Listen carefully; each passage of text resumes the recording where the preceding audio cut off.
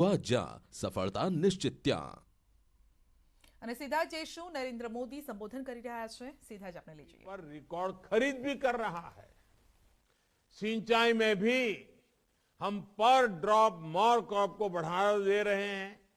बीते वर्षों में प्रधानमंत्री कृषि सिंचाई योजना के जरिए करीब 60 लाख हेक्टेयर जमीन को माइक्रो इरिगेशन से, टपक सिंचाई से जोड़ा गया है.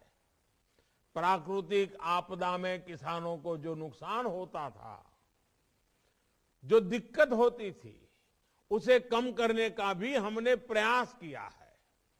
प्रधानमंत्री फसल बीमा योजना से किसानों को मिलने वाला मुआवजा 1 लाख करोड़ से भी ऊपर पहुंच गया है. ये आंकड़ा बहुत महत्वपूर्ण है.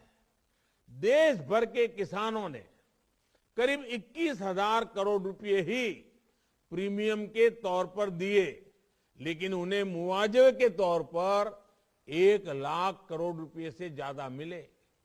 भाइयों और बहनों, फसलों के अवशेष हो, पराली हो, ऐसी हर चीज से भी किसान को पैसा मिले, इसके लिए प्रयास तेज किए हैं.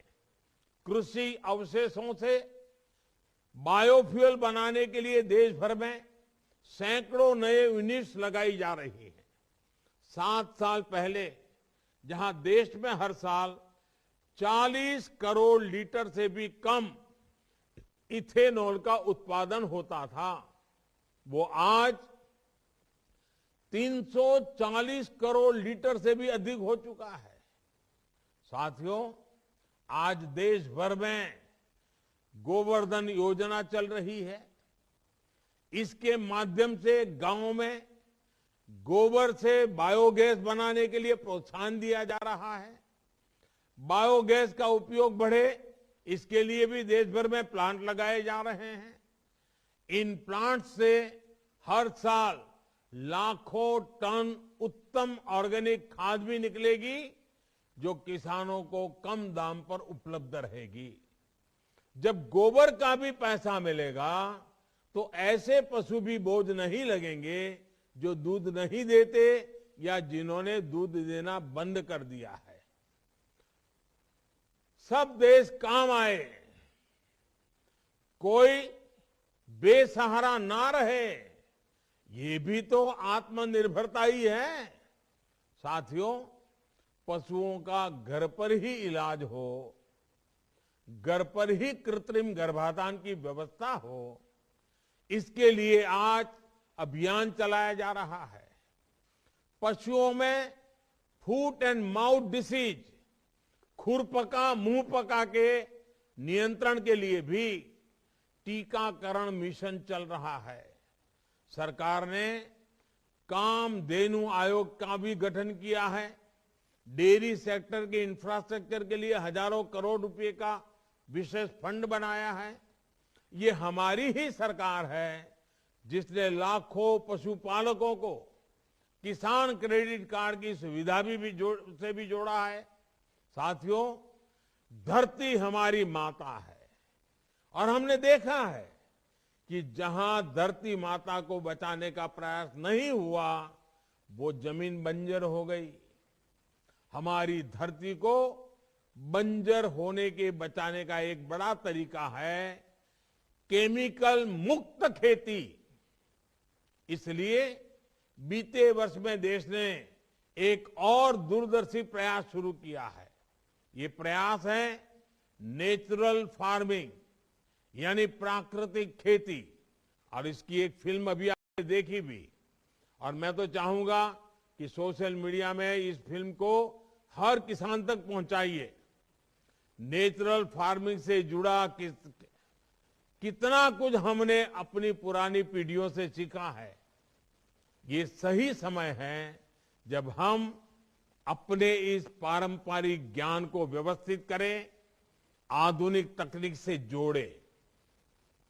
आज दुनिया में केमिकल फ्री अनाजों की भारी मांग है और काफी ऊंचे दाम पर इसके खरीदार तैयार है. इसमें लागत कम है और उत्पादन भी बेहतर रहता है. जिनसे अधिक लाभ सुनिश्चित होता है। केमिकल मुक्त होने से हमारी मिट्टी की सेहत, उपजाऊ शक्ति और खाने वालों का स्वास्थ्य भी उत्तम रहता है। मैं आज आप सभी से आग्रह करूंगा कि प्राकृतिक खेती को भी अपनी खेती से जोड़े, इस पर जोर दें। भाइयों और बहनों, नए साल का ये पहला दिन नए संकल्पों का दिन है।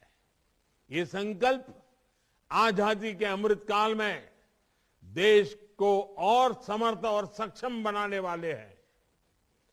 यहां से हमें इनोवेशन का, कुछ नया करने का संकल्प लेना है। खेती में तो ये नयापन आज समय की मांग है। नई फसलों, नए तौर तरीकों को अपनाने से हमें हिचकिचाना नहीं है। साफ सफाई का जो संकल्प है, उसे भी हमें भूलना नहीं है। गांव-गांव, खेत खलियान, हर जगह स्वच्छता की अलग जलती रहे, ये हमें सुनिश्चित करना है। सबसे बड़ा संकल्प है आत्मनिर्भरता का, लोकल के लिए वोकल होने का। हमें भारत में बनी चीजों को वैश्विक पहचान देनी है। इसके लिए जरूरी है कि भारत में पैदा होने वाले, भारत में बनने वाले हर सामान, हर सर्विस को हम प्राथमिकता दें। हमें याद रखना है कि हमारे आज के कार्य अगले 25 वर्षों की हमारी विकास यात्रा की दिशा तय करेंगे। इस यात्रा में हम सभी का पसीना होगा, प्रत्येक देशवासी की मेहनत होगी।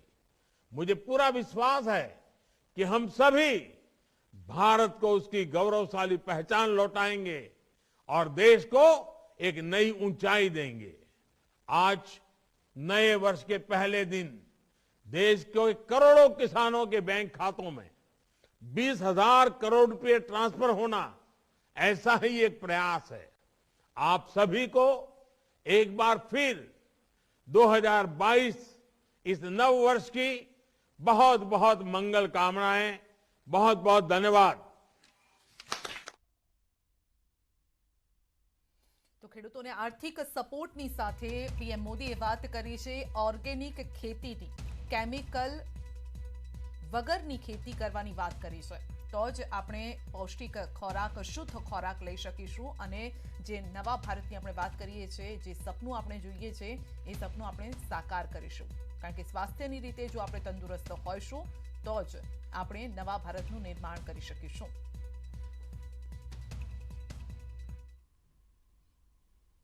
તો નવા વર્ષના પહેલા દિવસે જો પુરવઠા વિભાગ